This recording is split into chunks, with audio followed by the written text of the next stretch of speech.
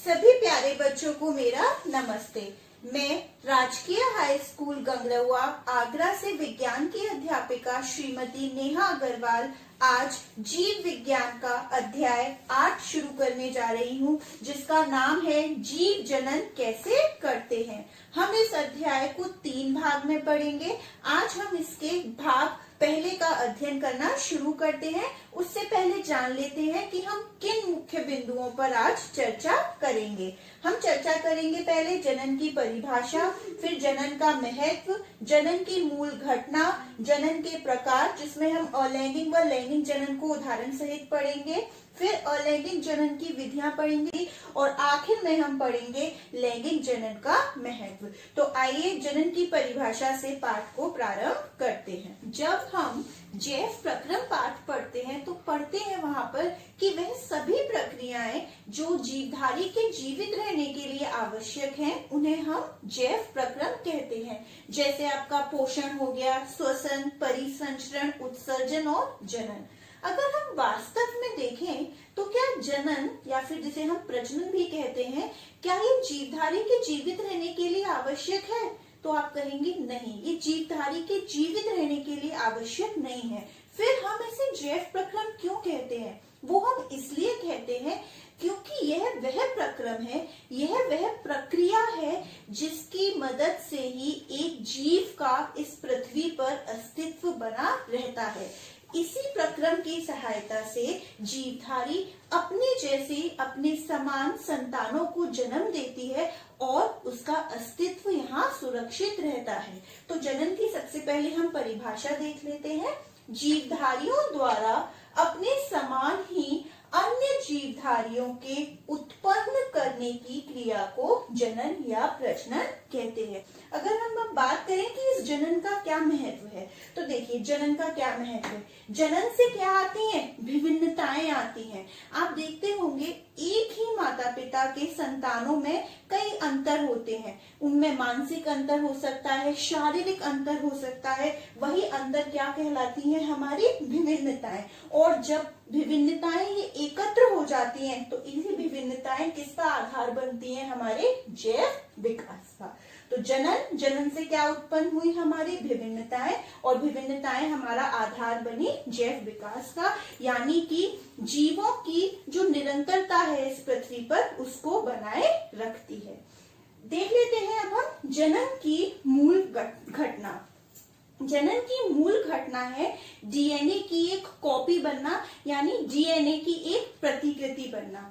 आपने कक्षा 9th में जब कोशिका जीवन की मूल इकाई पाठ पढ़ा होगा तो वहाँ कोशिका की संरचना पढ़ी थी, और उसमें क्या था, एक जो एमडी जो पूरी कोशिका को चलाता था वो क्या था? केंद्रक। उस केंद्रक के अंदर क्या होते थे? गुणसूत्र, और गुणसूत्र के ऊपर मोती जैसी संरचनाएं होती थी जिसे हम कहते थे जीन। और जीन क्या था? हमारी आनुवांशिकता की इकाई। और ये जीन किससे बना था? हमारा एक डीएनए और प्रोटीन। तो वही डीएनए की कॉपी बनना ही हमारी जनन की मूल घटना है।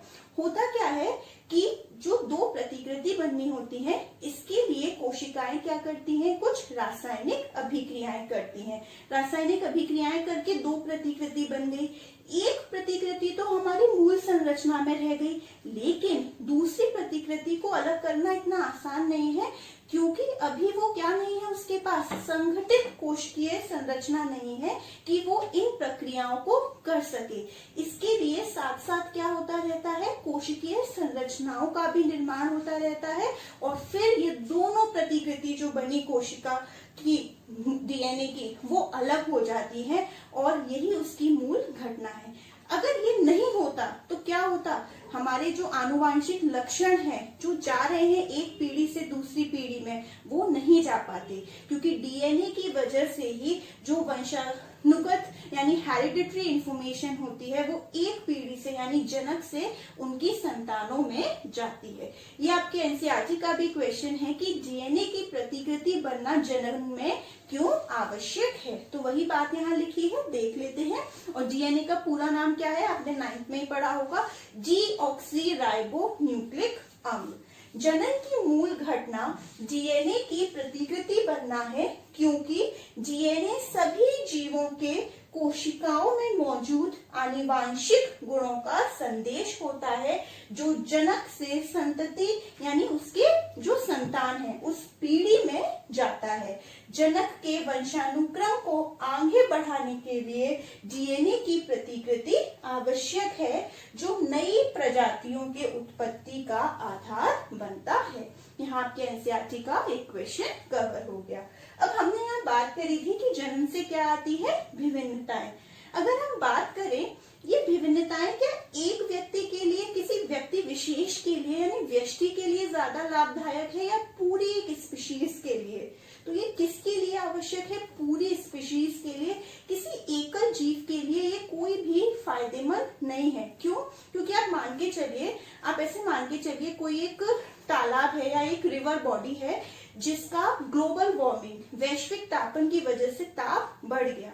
अब ताप बढ़ने से ऐसी स्थिति पैदा हो गई कि उसमें रहने वाले जीवाणुओं को अपना अस्तित्व बनाए रखने में मुश्किल हो रही है। तो क्या होगा? सारे जीवाणु एक साथ मर जाएंगे। लेकिन अगर उनमें कुछ जीव ऐसे होंगे जिनमें वो ऊष्मा को, वो ग्लोबल वार्मिंग सहन करने की शक्ति होगी, तो क्या रह जाएंगे? वो जीवित रह जाएंगे और वो जो आगे अपनी कंटिन्यूटी है इस अर्थ पे अपनी प्रजाति की मेंटेन करेंगे। लेकिन अगर इनमें से एक भी जीवाणु के पास हीट रेसिस्टेंट यानी उस ऊष्मा को सहन करने की शक्ति नहीं होती तो उनकी प्रजाति नष्ट हो गई होती।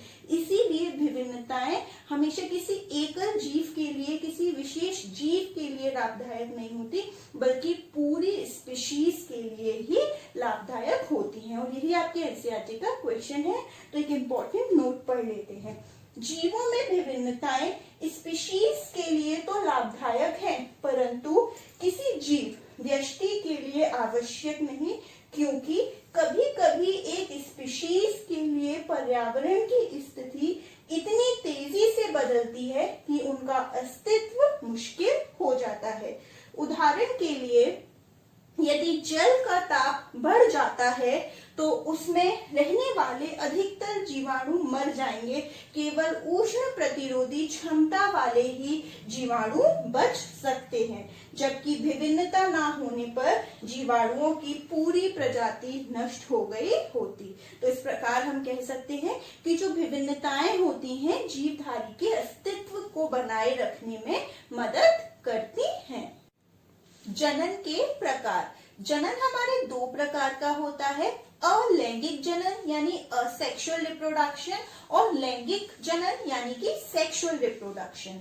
सेक्सुअल रिप्रोडक्शन लैंगिक जनन में क्या होता है कि दो लिंग यानी नर व मादा दोनों की आवश्यकता होती है। यहाँ पर युग्मक के संयोग से युग्मनज कोशिका बनती है जो विकसित होकर जीवधारी का निर्माण करती है। आपने 9th क्लास में पढ़ा होगा जब कोशिका वाला पार्ट पढ़ा था कि हमारे शरीर में दो प्रकार की कोशिकाएं होती हैं, एक तो सोमैटिक सेल्स यानी देहिक कोशिका और एक जर्म सेल्स जो हमारे रिप्रोडक्टिव सेल्स होते हैं यानी युग्मक जो होते हैं। बस अंतर ये है कि जो सोमैटिक सेल्स हैं हमारे देहिक कोशिका वो हमारे शरीर का ढांचा बनाते हैं, उनमें कौन सा विभाजन होता है? समसूत्री। और जबकि जो जर्म सेल्स है हमारे युग्मक हैं वो कैसे बनते हैं? हमारे अर्धसूत्री विभाजन द्वारा। और इनमें जो हमारे क्रोमोसोम की संख्या होती है वो देहिक कोशिका के तुलना में आधी होती है, यानी उसमें कितनी होती है? जो हमारी बाकी के शरीर की कोशिकाएं 46 गुणसूत्र होते हैं और जबकि इसमें हमारे युग्मक में कितने होते हैं? इनके बिल्कुल आधी, यानी डीएनए का जो मात्रा है डीएनए का आधा होता है और क्रोमोसोम की संख्या होती है 23। और जबकि अलैंगिक जनन में केवल एक लिंग की आवश्यकता होती है, या तो नर या फिर मादा। यहाँ पर जो जीव है वो स्वयं गुणित होता है और फिर वृद्धि के सहारे नए जीवधारी को जन्म देता है। और जो हमारा अलैंगिक जनन है ये बहुत ज्यादा क्विक मेथड है, मतलब बहुत जल्दी से संपन्न हो जाता है, और जबकि लैंगिक जनन में काफी समय लगता है। तो वही अंतर लिखा है यहाँ, देख लेते हैं। लैंगिक जनन, ये इस प्रकार के जनन में नर तथा मादा दोनों लिंग भाग लेते हैं, और इसकी तुलना में अलैंगिक जनन देखें तो इस प्रकार के जनन में दोनों लिंगों की आवश्यकता नहीं होती, यानी कोई एक लिंग केवल जनन में भाग लेता है। दूसरा अंतर, लैंगिक जनन इस विधि में युग्मकों के संयोग से युग्मनज कोशिकाएं बनती हैं जो विकसित होकर नया जीवधारी बनाती है। और जबकि अलैंगिक जनन में इसमें जीन स्वयं गुणित होते हैं और नए जीव को जन्म देते हैं। अगर हम उदाहरण के तौर पे देखें तो लैंगिक जनन में जितने भी उच्च श्रेणी के पादप और जंतु होते हैं और अलैंगिक में निम्न श्रेणी के जंतु व पादप। अब हम बात करते हैं अलैंगिक जनन की विधियां। हमें बहुत सारी विधियां पढ़नी है, इसमें 100 उदाहरण एक एक करके हम डिटेल में पढ़ेंगे। पहले हम उनका एक छोटा सा इंट्रोडक्शन, उनके नाम क्या क्या है वो देख लेते हैं। सबसे पहली विधि है विखंडन, जो 2 भाग में हम पढ़ेंगे, द्विखंडन और बहुखंडन। द्विखंडन को हम द्विविखंडन भी कह सकते हैं और बहुविखंडन भी कह सकते हैं बहुखंडन को। दूसरा हमारा खंडन, फिर मुकुलन, फिर पुनर्जनन, फिर बीजाणु जनन, फिर कायिक प्रवर्धन। इसमें भी 2 प्रकार के प्राकृतिक कायिक प्रवर्धन पढ़ेंगे हम और कृत्रिम कायिक प्रवर्धन। और अंत में हमारा है ऊतक संवर्धन। तो हमारी पहली अलैंगिक जनन की विधि है विखंडन। विखंडन यानी एक तरीके से विभाजित होना। इसमें क्या होता है, एक कोशिकीय जीव कुछ भागों में विभाजित हो जाते हैं, मतलब कि हमारा कोशिका विभाजन होता है और फिर प्रत्येक भाग एक नए जीव का निर्माण करता है। जैसे कि हम पहले ही बता चुके थे कितने भाग में विभाजित है, 2, द्विविखंडन या बहुखंडन। द्विविखंडन यानी यहाँ नाम से ही पता चल रहा है 2। यहाँ पर जो जीव है वो कितने भाग में विभाजित होगा, 2 में, और प्रत्येक भाग एक नए जीव का निर्माण करेगा। बहुखंडन यानी जो एक जीव है, एक कोशिकीय जीव, वो बहुत सारे भागों में यानी 2 से अधिक भागों में विभाजित होंगे और प्रत्येक भाग फिर उसका नए जीव का निर्माण करेगा।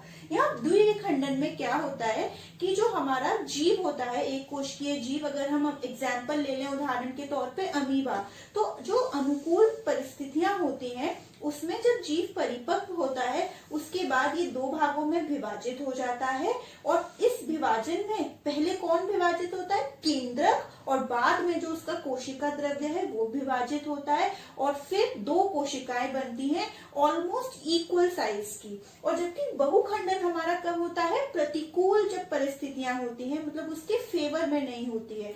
ऐसी कंडीशन में अमीबा क्या करता है, चारों तरफ अपनी एक सुरक्षा कवच बना लेता है जिसे हम कहते हैं पुटी, और इसके अंदर ही उसका केंद्रक का मदद से उसका विभाजन होता रहता है। बहुत सारी कोशिकाएं अमीबा की बन जाती हैं और जैसे ही अनुकूल परिस्थितियां आती हैं वो पुटी चटक जाती है, टूट जाती है और जो छोटी छोटी जो हमारी अमीबी थी, जो बहुत सारी जितने भागों में वो विभाजित हुई थी, वो निकल जाती है, यानी पुत्री अमीबी बन जाती है। तो वही अंतर देख लेते हैं, द्विविखंडन या द्विखंडन। इस विधि में एक कोशिकीय जीव परिपक्व हो जाने के बाद 2 भागों में विभाजित हो जाते हैं। इसमें सर्वप्रथम केंद्रक विभाजित होता है तथा बाद में कोशिका द्रव्य विभाजित होता है। उदाहरण आप देख सकते हैं, अमीबा, पैरामीशियम, युग्लिना और लीशमैनिया भी होता है, जो काला जर का रोगाणु होता है। क्लास 9th में आपने पढ़ा होगा। चित्र के माध्यम से देखें तो ये मान के चले, मतलब ये एक अमीबा दर्शाया है, ये इसका केंद्रक और ये इसका कोशिका द्रव्य।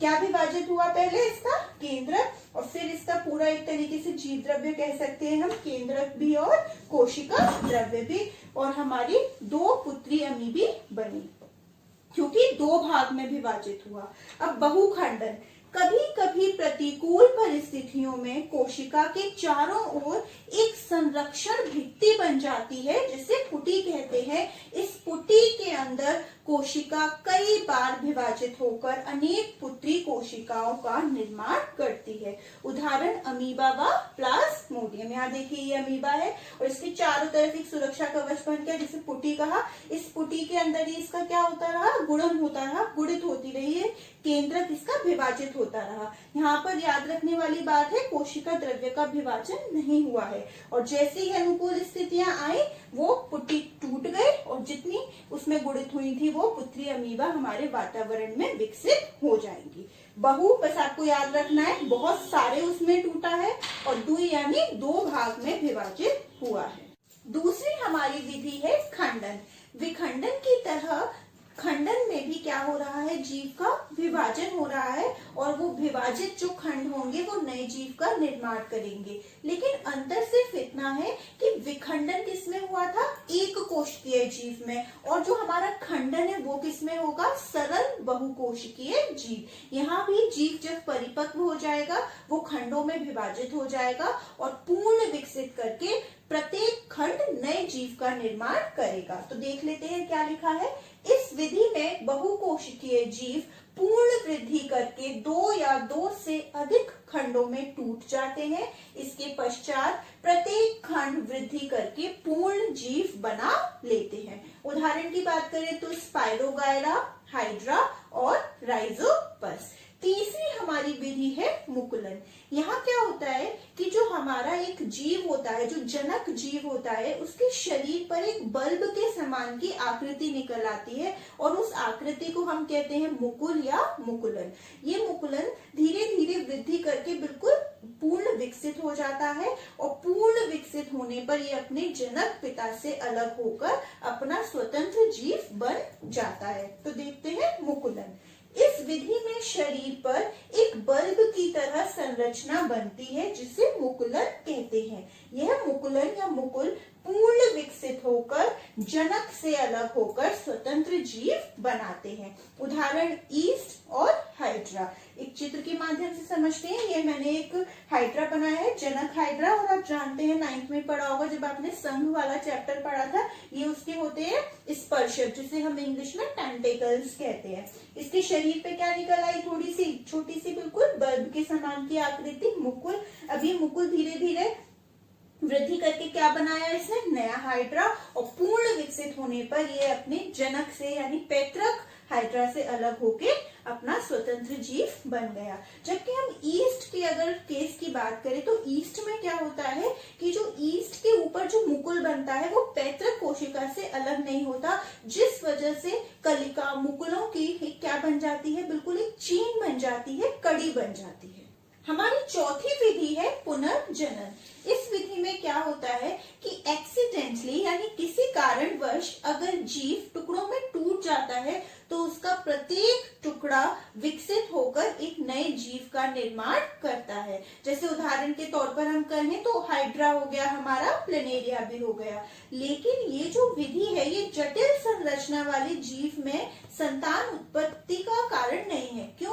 क्योंकि किसी भी भाग को काटकर जीव की उत्पत्ति नहीं की जा सकती, और ऐसे जीवों में तो हाई डिग्री ऑफ ऑर्गेनाइजेशन यानी कि जटिल संरचना की आवश्यकता होती है, और तो और विशिष्ट कार्यों के लिए भी विशिष्ट अंगों की आवश्यकता होती है। तो वही सब लिखा है यहाँ, देख लेते हैं। पुनर्जनन, यदि किसी कारणवश जीव छत विछत हो जाता है अथवा कुछ टुकड़ों में टूट जाता है तो इसके अनेक टुकड़े वृद्धि कर नए जीव में विकसित हो जाते हैं। उदाहरण प्लेनेरिया और हाइड्रा।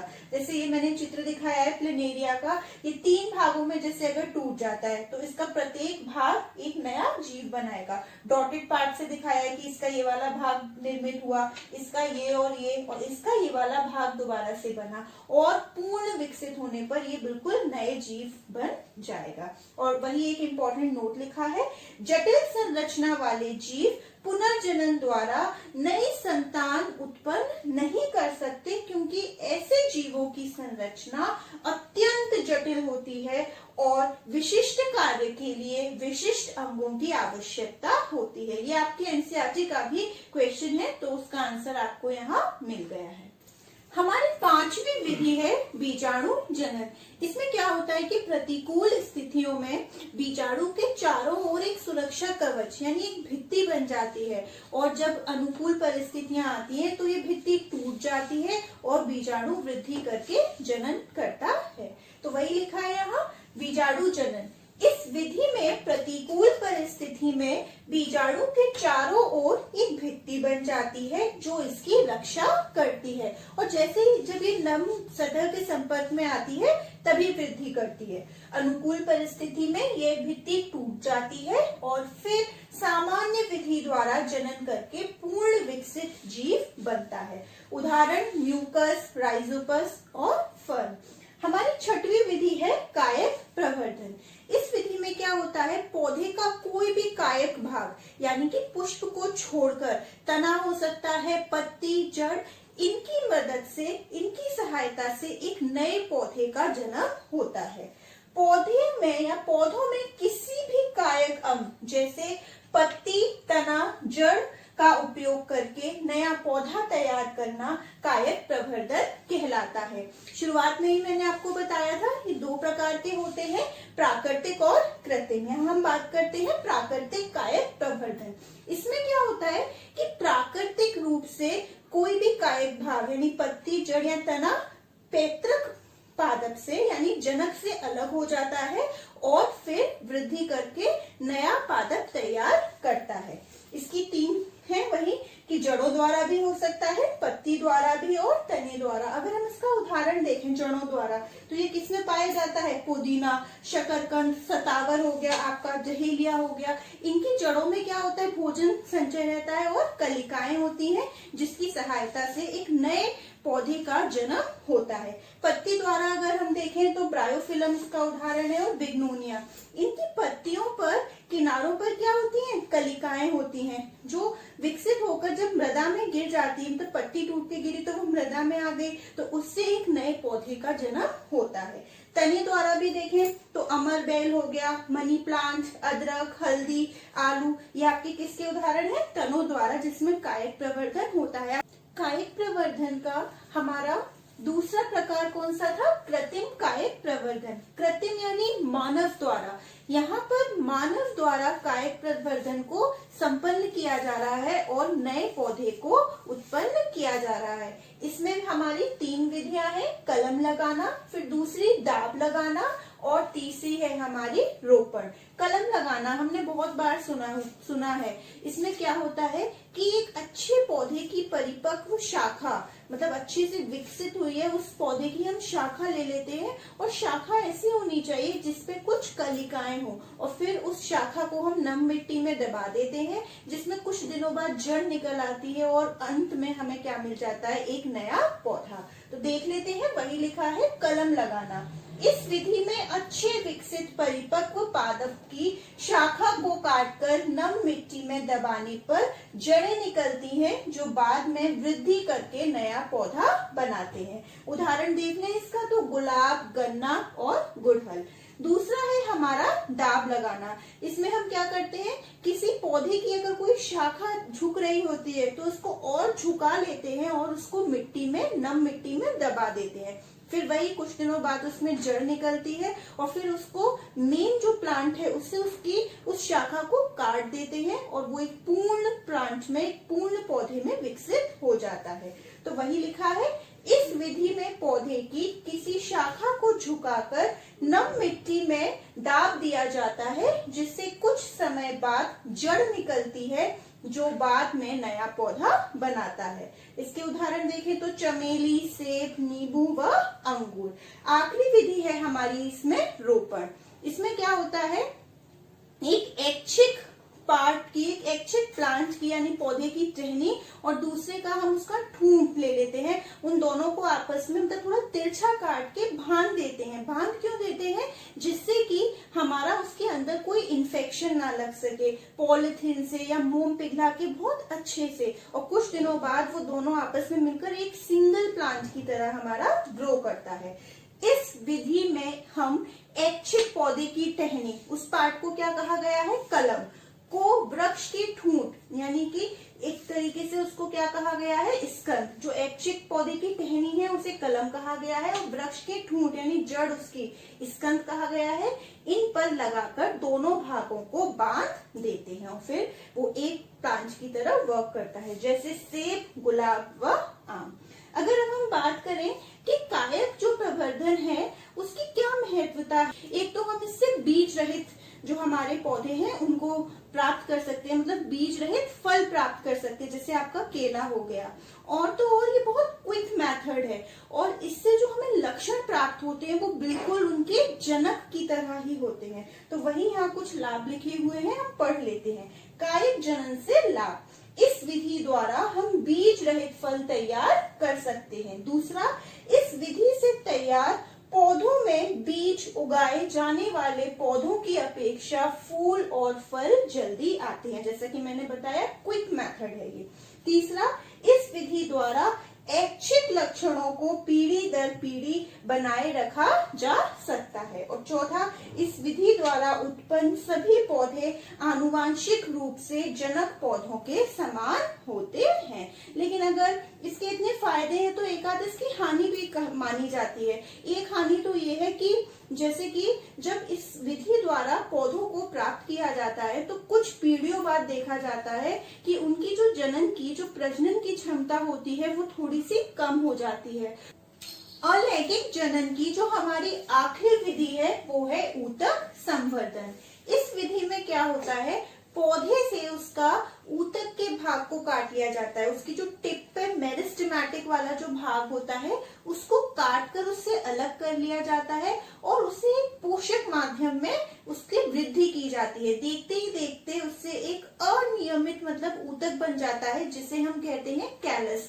फिर ये कैलस को भी दूसरे माध्यम में यानी पोषक माध्यम में स्थानांतरित किया जाता है, ट्रांसफर किया जाता है, जहां से इस कैलस के ऊपर कलिकाएं बनती हैं जो आखिर में चलकर वृद्धि कर एक नए पौधे को जन्म दे सकती है।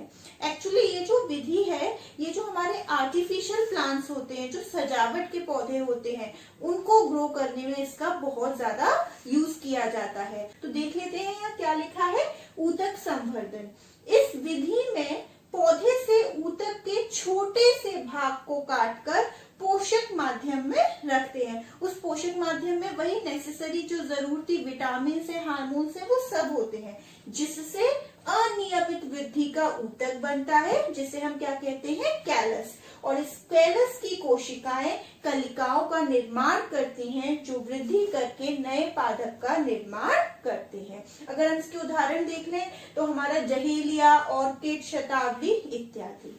अब हम पौधों में लैंगिक जनन को शुरू करें उससे पहले हम जान लेते हैं अलैंगिक और लैंगिक जनन में कौन बेहतर है, किसका महत्व ज्यादा है। तो यहाँ वही हम पढ़ रहे हैं, लैंगिक जनन का महत्व। आपके एनसीईआरटी का भी क्वेश्चन है। पहला पॉइंट, लैंगिक जनन में नए संयोजन से विकास व परिवर्तन के अवसर कई गुना अधिक होता है, जबकि अलैंगिक जनन में संतान अपनी पितृ पीढ़ी से हूबहू मिलती है। यहाँ पर क्या हो रहा था, दोनों लिंगों की आवश्यकता होती है। अभी हम आगे चलकर पढ़ेंगे नर और मादा, तो ज्यादा विभिन्नताएं उत्पन्न होती हैं। दूसरा पॉइंट, नए जीवों के विकास में लैंगिक जनन की महत्वपूर्ण भूमिका होती है। और तीसरा, लैंगिक जनन जीव की उत्तरजीविता में भी वृद्धि करता है। इस अध्याय का प्रथम भाग हमारा यहीं समाप्त हो चुका है। तो अंत में हम इस भाग से संबंधित गृह कार्य ले लेते हैं। गृह कार्य में आपको इन सभी प्रश्नों के उत्तर हल करने हैं। पहला, मुकुलन द्वारा जनन का एक उदाहरण दीजिए। दूसरा, द्विखंडन बहुखंडन से किस प्रकार भिन्न है। तीसरा, अलैंगिक जनन की अपेक्षा लैंगिक जनन के क्या लाभ हैं। और चौथा, पुनर्जनन किसे कहते हैं।